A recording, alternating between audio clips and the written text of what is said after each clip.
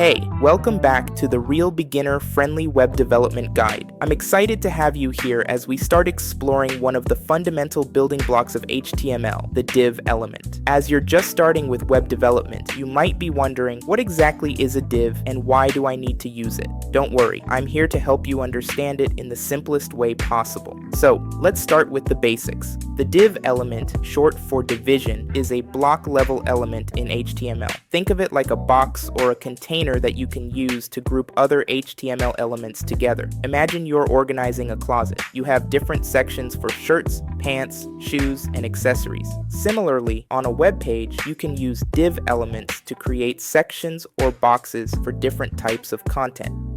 For example, if you're building a web page with a header, a main content area, and a footer, you can use div elements to create separate sections for each part of your page. This not only helps you keep your HTML code organized, but it also makes it much easier to style different parts of your page with CSS later on. The div element is incredibly versatile. It can hold text, images, videos, forms, basically any HTML content. It's a blank canvas, waiting for you to fill it with your creativity. What's great about div is that it doesn't come with any default styling, which means it won't add any unwanted spacing, margins, or colors to your content. You have complete control over how it looks and behaves.